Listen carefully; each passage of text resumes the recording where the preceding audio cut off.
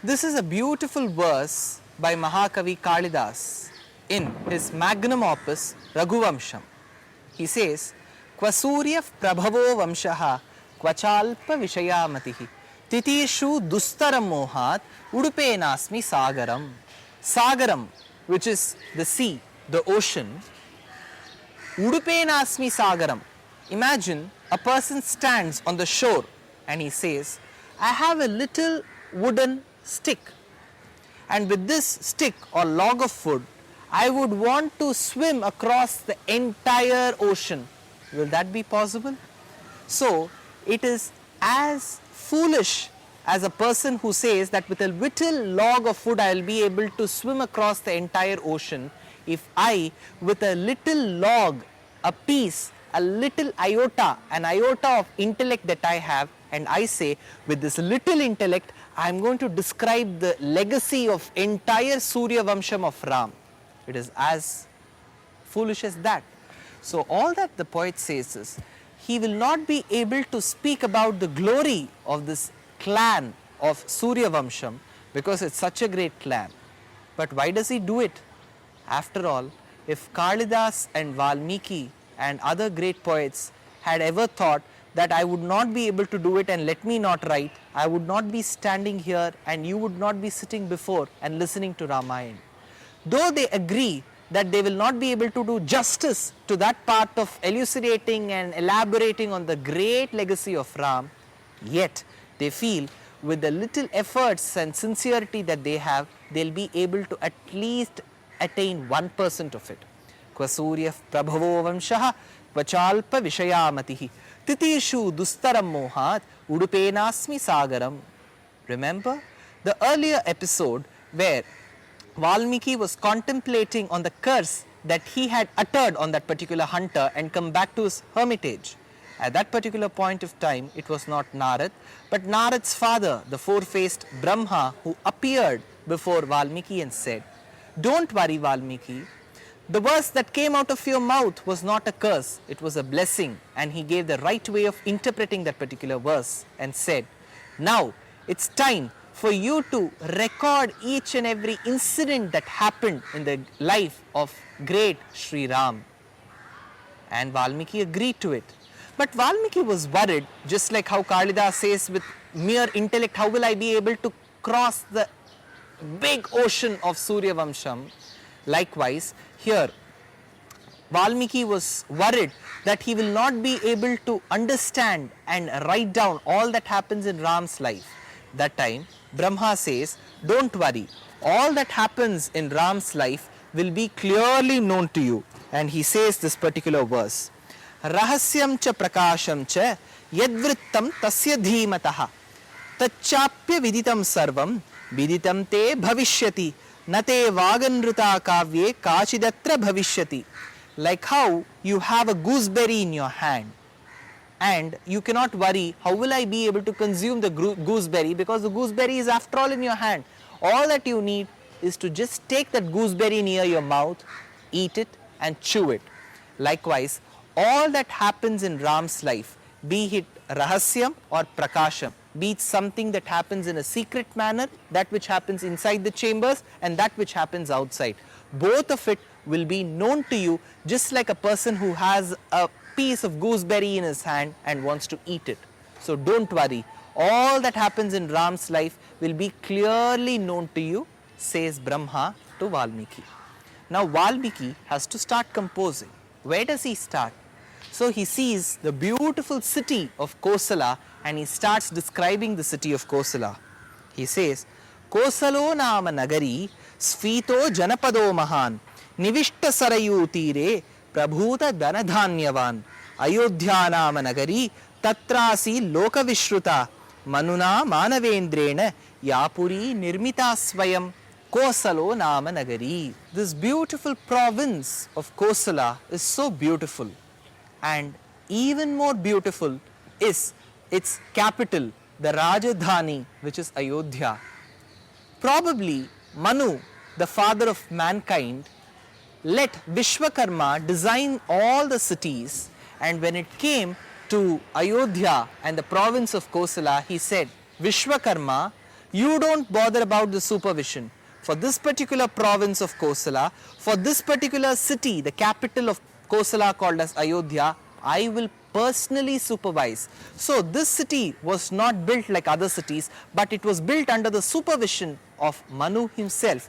That is why he says, Manuna Manavendrena Yapuri, this particular city, Nirmita Swayam, has been created or has been designed, says Valmiki.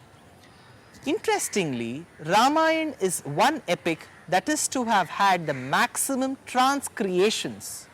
Oh, we have heard of translations. What is a transcreation? The original work of Ramayanam is in Sanskrit, composed by the great sage Valmiki. It has 7 cantos, namely Balakandam, Ayodhya Kandam, Aranya Kandam, Kishkinda Kandam, Sundara Kandam, Yuddha Kandam and Uttara Kandam. All these 7 cantos put together comprise 24,000 verses. This is the original, this is the Moola Grantham. While there is the Moola Grantham in Sanskrit, there are many transcreations.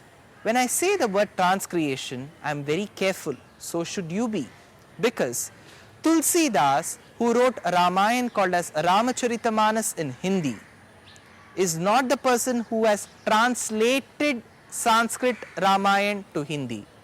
He wrote it in his own way with his poetic fantasy, not leaving away the important story, the important characters, the important incidents, the implied meanings, the most important meanings of it. All that he did was to transcreate it in Hindi. Likewise, you have the great poet in Tamil called as Kamban. Kamban was a person who wrote or transcreated Ramayana of Valmiki in Tamil. You have one Ramanuja Eluthachan in Malayalam. One you have in Kannada. You have a Banu Bhaktacharya who wrote it in Nepali. You have one in Gujarati. You have one in Marathi. You have one in Telugu. You have one in Bengali. You have one in Punjabi. You have one in Marwari. You have one in German. You have one in French.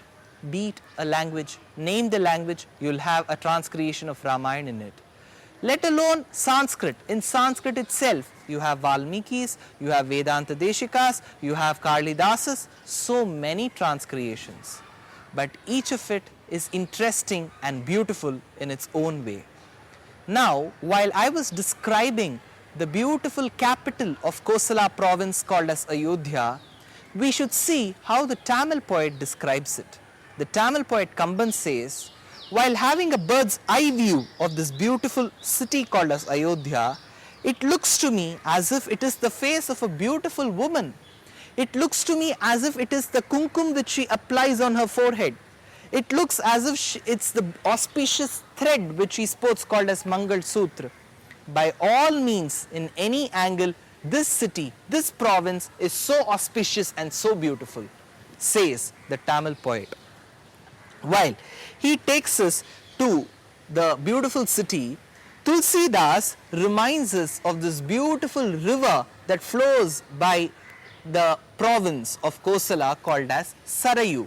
He says, Kalikalusha Nasavani, that river which has the capability to remove the sins caused in Kali Yuga or committed by people in Kali Yuga, is this beautiful holy river called as Sarayu, says the great poet Tulsidas.